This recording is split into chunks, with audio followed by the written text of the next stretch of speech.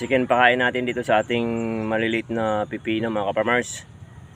Ganito na itsura.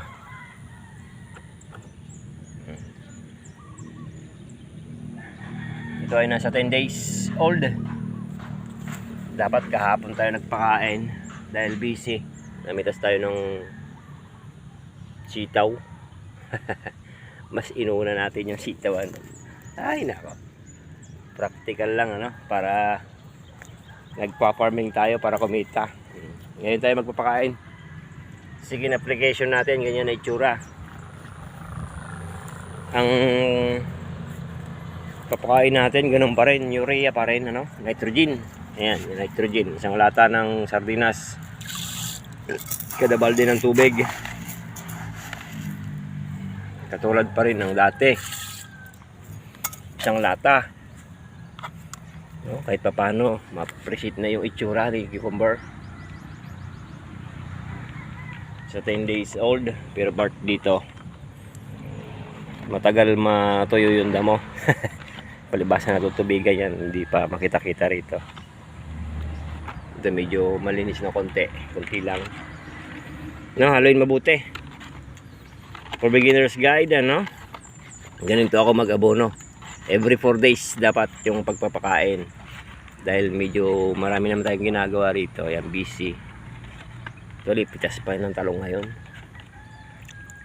Pag kaya natin mag-abono, namitas tayong talong. Ito lang ang galing yung tubig natin. Nagpapatulo tayo dyan. Tapos yung trellis ay wala pa. Mga poste pa lang. Ay nako, bigat. Saan ba yung lata natin? Yan. Ito. Lata ng kondor o sardinas, pwede. Isang lata. Kalahati pa. Dalawang puno yung madidiligan, ano? Sa isang lata. Isang ganito. Yan. Meron pang maliliit na ganyan. Hindi nagsabay-sabay. O, pwede naman na yung isang lata na kada puno. Dahil nakapag-spray naman tayo dito ng foliar. Pwede na yung kalakalate. Hindi pa ako nagpapakain ng complete pag ganito kaliliit, ano? Ang gamit lang natin, urea. Hanggang sa mamulaklak, puro urea yan, ano? Every 4 days yung pakain natin.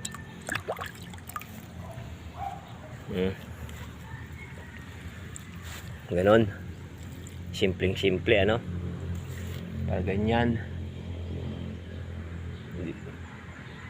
Isang sprayan pa lang to ng insecticide, di pa tayo nakakapag-ulit, ano? Insecticide natin. Pero kita naman, wala pa naman. Pero prevention palagi. Kung may time, mag-spray tayo. Ayan. Baka mamayang hapon makapag-spray ng insecticide. Kasi baka kainin niya ng yellow bug, yellow beetle, yung mga dahon na yan. Baka makain, ano. Yan, isang ganito, 2 puno uli yung mga didiligan, ano. Tapos ang pakain natin ay urea lang. Kasi ganito na itsura. Sigurado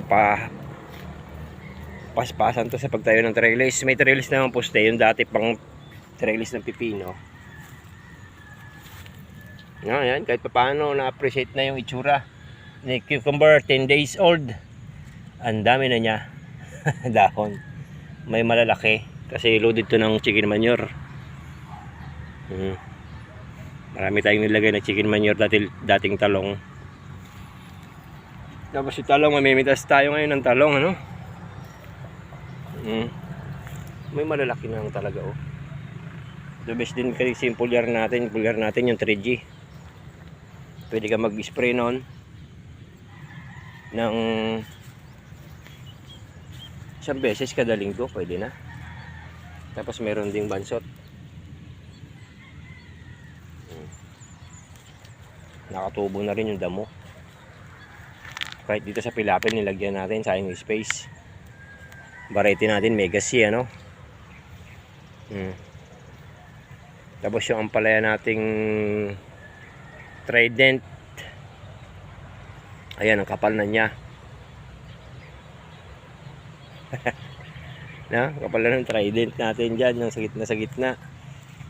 Oh. No, isang lata kada balde ng tubig na urea, tapos dalawang puno ang madidiligan sa isang lata, no? Bali konti-konti lang para tipid sa abono, hindi mabigla yung halaman, ano?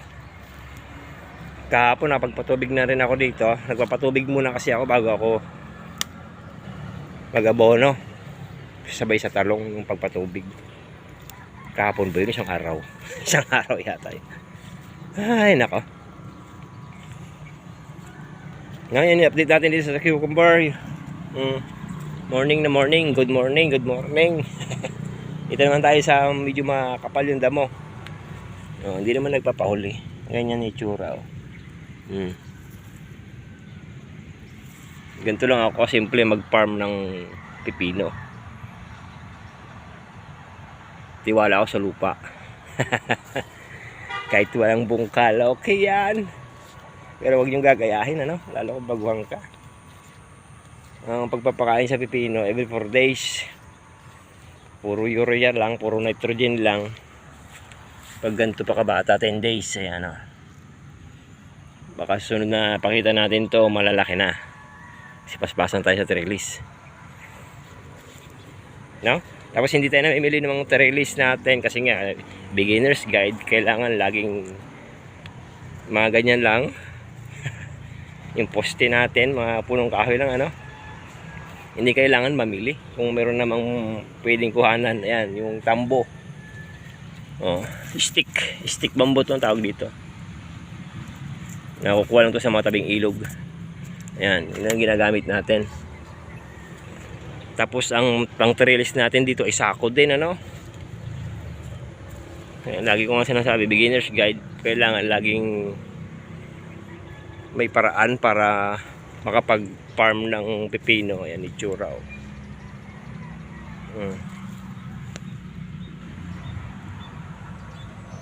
Tagal na tong plastic mulch na to. Ay, nako. Na? Thank you.